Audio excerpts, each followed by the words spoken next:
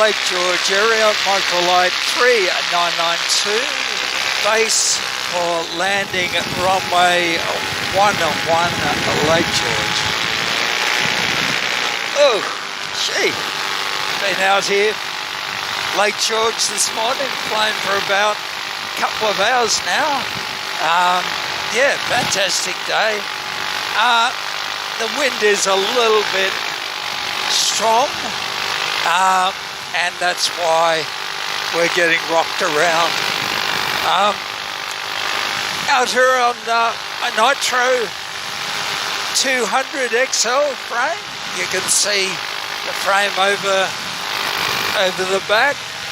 Currently got 4,900 revs. I'm losing height a little bit. The large prop is fantastic. It just means that the engine doesn't have to work quite so hard. There's my wing. That's quite an old wing. That's a Mistral 5 from Swing. It's the wing that I spent most of my time learning on. I'm just experimenting with the use of this rather than my motor wing, which is a Mac Parablaze. I got to the larger part of the hill,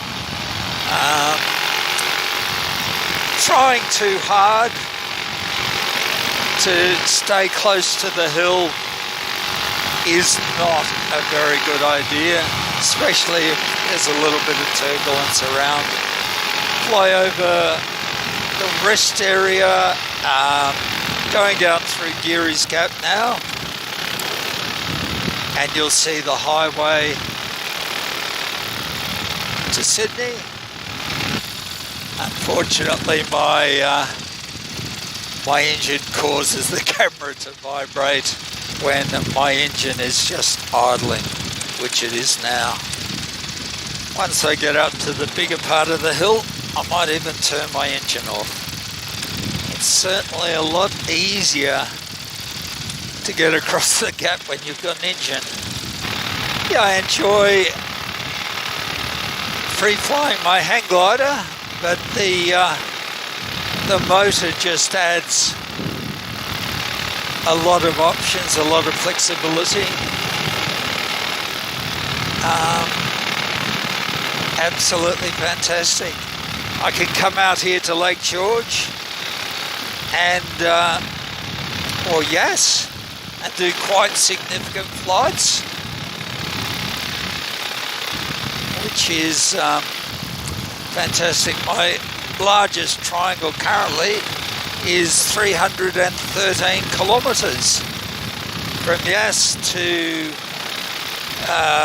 west of Wombat, which is southwest of Yum, down towards Wagga, within 10 miles of the Wagga airport. And I did both of those legs with a tailwind, a easterly and then a northeasterly tailwind. And then near Wagga I climbed up to 8,200 feet, 8,300 feet, and that put me in the westerly, well, the north-northwesterly wind, synoptic wind, and that gave me a tailwind to get back to Yass. So I was very pleased with that flight. Probably used about 20 litres of fuel, of which 16 is in my main tank, and then I had probably 5 or 6 litres in a bladder on my chest, and I siphoned that into the main tank halfway through the flight. Okay, I'll just focus a little bit to get over this power line here. Oh, there's that helicopter coming back. Once I go over here a fraction further, I will turn off my engine. Motor is only doing 2,300 revs. So that's effectively producing a little bit of lift, but a little bit of thrust, but not a great deal. And this will probably be a first for me, turning off my engine on a ridge. If I do it, I'm not quite sure if I will. Those beeps are warnings from my flight instrument telling me I'm flying within 10 nautical miles of Gundaroo, which is an unlicensed airport, so I don't need to do radio calls. Getting plenty of height now. So if I'm going to turn off my engine, this is as good a time as any. Yep, there's my engine's gone.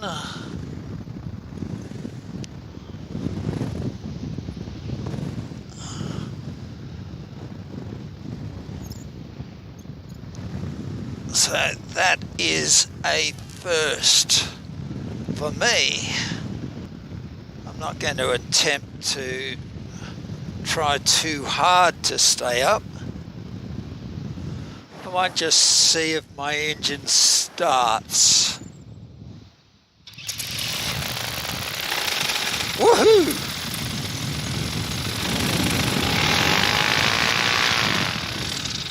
I'll kill it again. Electric start is a wonderful thing. Yeah, one thing different between soaring in a paramotor versus a free-flying harness is in your paramotor you're sitting much more upright. It's much less stable than a free-flying harness for some reason. Sinking. If I don't get some lift in the next 30 seconds, we'll start the engine. And there's the lift. Woohoo! I might go back and have another bite of that lift. Should be about now. Yep, there it is. I let go of my brake handle then. Normally I would not do that if my engine was going, because a brake handle getting caught in the prop is a critical mistake. There's an eagle up there. Do not want him or her to attack my wing. Where's that eagle gone? It's just above me, quite a way away, so I don't think it's going to attack me, which is good. Had a fantastic morning. Would have been nice to have got up a little bit earlier. Would have had a chance to get a little bit of photography of the all of the other paragliders that were flying, but unfortunately I didn't. Note to self: I will never feel like getting out of bed at 5 o'clock, but just do it. What a bump. I will just cancel my SARTIME. That beep was kite string sending me a note saying, am I okay? I use kite string as a service to allow me to lodge what time I'm expecting to land, and if I haven't checked in before that time, it then sends me a text message to ask if I'm okay. If I don't respond within 5 minutes, it will send my SARTIME buddies a note. Okay, I'm going to start my engine. I could possibly glide back, but let's not try too hard.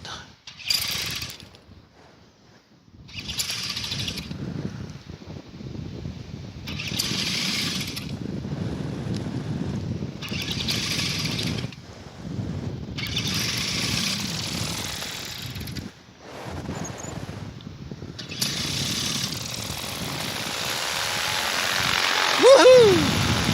I don't know if you can see it, but there's a yellow circle out there.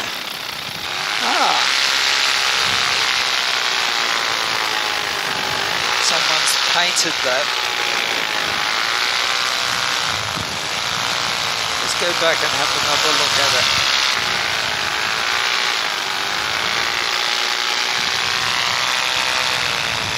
Let's see. The weed. Pretty amazing. When I'm flying low, I always get out of my seat. That just means that there's less things I need to do.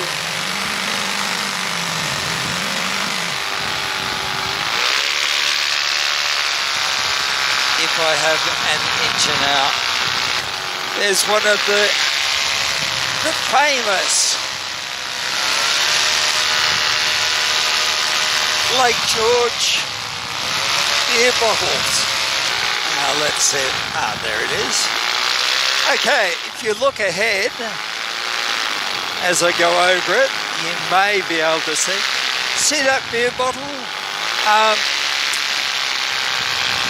You see them quite often around Lake George. They're buried about 3 or 4 inches in the ground, neck facing down always. My theory of what that is, a fisher person in the 50s or 60s was out catching redfin or in Lake George. They threw their beer bottle out into the water. It ended up sinking down, and the wave action ended up pushing the neck of the beer bottle into the very soft silt, and there it is. I've probably seen about 15 or 20 of them so far around Lake George. And back in those days, beer bottles always used to have the year on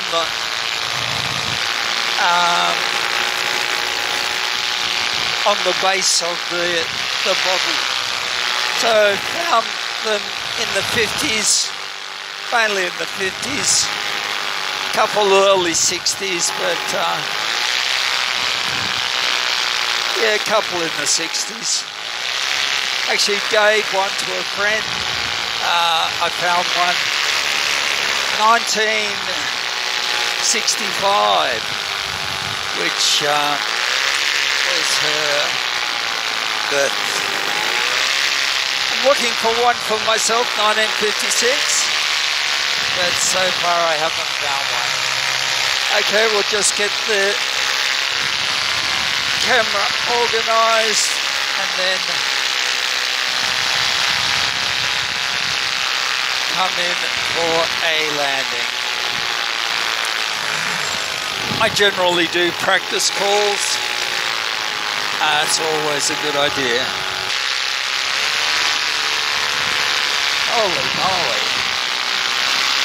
Lake George area, microlight 3992.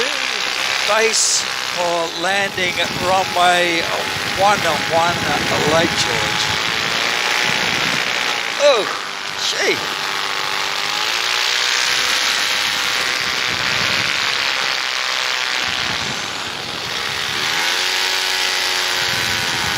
Lake.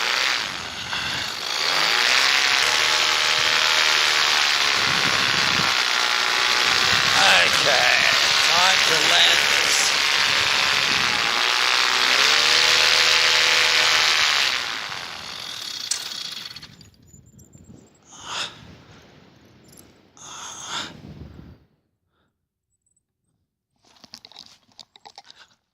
Holy moly.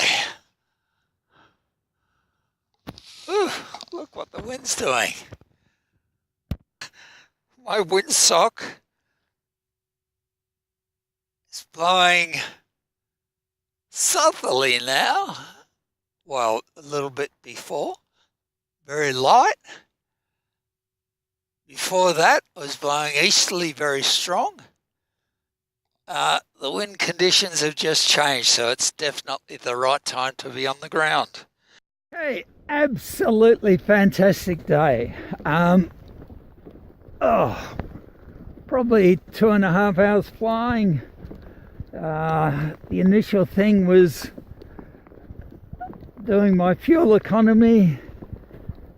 Probably had 6 or 7 landings so far today. So lots of practice. And the last thing that I did was a little bit of soaring on the north side, which was fantastic.